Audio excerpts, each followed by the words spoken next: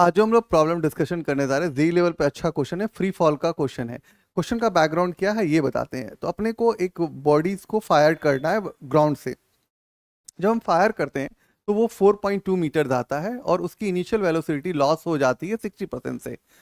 मुझे पता करना है मैक्सिमम हाइट और टोटल टाइम ऑफ फ्लाइट। दो पार्ट है क्वेश्चन का, ठीक है। तो सबसे पहले हम क्या करते हैं, एक फिगर ड्रॉ कर लेते हैं। तो क्वेश्चन का बैकग्राउंड जो कह रहा है वो ही हम एक बार बनाते हैं कि आपने ग्राउंड से एक फायर फायर करना है एक बॉडी को, ठीक है। और जब आप फायर करते हैं तो ये कुछ हाइट अचीव करता है और वही हाइट आपको कैलकुलेट करना है, मैक्सिमम हाइट। तो एज्यूम करिए कि आपने इनिशियल वेलोसिटी वी आई से किसी चीज़ को फायर करा है, बॉडी को।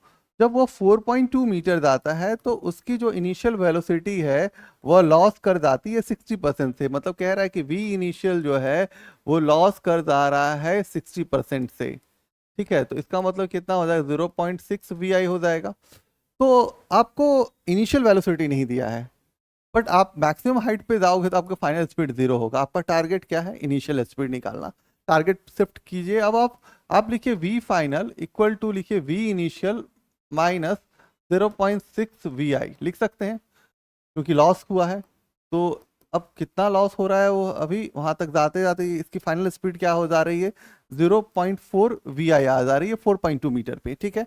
अब आप यूज कीजिए काइनेमेटिक्स का फॉर्मूला, वी फाइनल का whole square equal to v initial का होल स्क्वायर माइनस 2 जी इंटू एस, क्योंकि एस भी दिया हुआ है, ठीक है।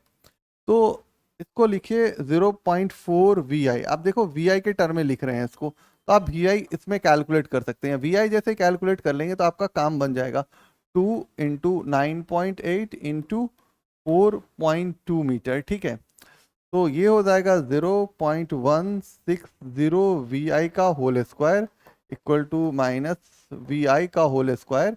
और इसको आप मल्टीप्लाई कर रहे हैं, ठीक है ना। तो ये क्या हो जाएगा, 82.32 आ जाएगा। अब इसको शिफ्ट कीजिएगा तो ये क्या हो जाएगा, -0.84 वी आई का होल स्क्वायर हो जाएगा और ये हो जाएगा -82.32। आप यहाँ से कैंसिल कर लीजिए। तो आप क्या निकालेंगे, वी आई होल स्क्वायर, ठीक है ना। ठीक है, आप होल स्क्वायर निकालिएगा तो आपका हो जाएगा 82.32 डिवाइड बाई 0.84। तो इससे वी आई का होल स्क्वायर आएगा 98, ठीक है। तो आप यदि वी आई निकालते हैं तो रूट अंडर क्या हो जाएगा, 98। और इसको आप क्या लिख सकते हैं, 9.9 मीटर पर सेकेंड, ठीक है। अब यहाँ पे वेलोसिटी जीरो हो गया, हाइट निकालना है। यूज कीजिए बहुत फंडामेंटल काइनेमेटिक्स वाला, V square equal to V I का होल स्क्वायर -2 जी इंटू एच। आपको ये तो पता है कि ये आपका क्या हो जाएगा, जीरो हो जाएगा। तो 0 माइनस 98 टू 9.8 इंटू एच। तो ये हो जाएगा -98 और ये हो जाएगा -19.6 इंटू एच। ये कट जाएगा तो 98 डिवाइड बाई क्या हो जाएगा, 90.6 एच। तो एच कितना आ जाएगा, ये उड़ा लीजिएगा, ये 10 हो जाएगा। तो ये 5 मीटर आ जाएगा, ठीक है। अब आप कहता है कि टाइम कैलकुलेट, टाइम यहां से यहां तक का टाइम यूज कीजिए ना। आप v बराबर क्या कर सकते हैं, u minus G T. v आपका जीरो है, u कितना है आपका क्वेश्चन में आपने निकाल रखा है, u कितना आ रहा है, 9.9 आ रहा है। z कितना है, 9.8 इंटू टी आ जा रहा है।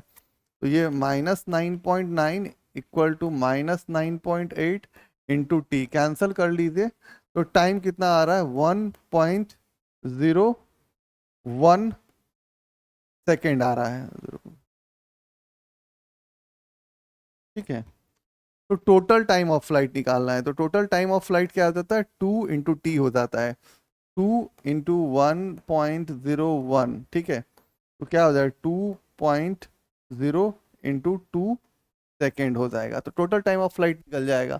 तो यही ट्रिकी सा क्वेश्चन है, यहीं तक क्वेश्चन का फ्रेमवर्क था। एक तो ये फ्रेमवर्क आपको समझ में आना चाहिए कि आपको यहां तक जाने में आपका जो लॉस होने के बाद यहां जब आप पहुंचे हैं तो वी फाइनल इक्वल टू क्या हो रहा है, 0.4 v i. V i missing है, वी आई निकालिए। वी आई निकालिए, आपको टॉप हाइट पे आपका मैक्सिमम हाइट होने के कारण जो होता है फाइनल वेलोसिटी क्या हो जाता है, 0 हो जाता है। टाइम निकालना है, आप ऊपर यहाँ से जाने तक यहाँ तक का टाइम निकालिए और total time t equal to 2t कर लीजिए, तो क्वेश्चन बन जाएगा। तो आज के लिए थैंक यू।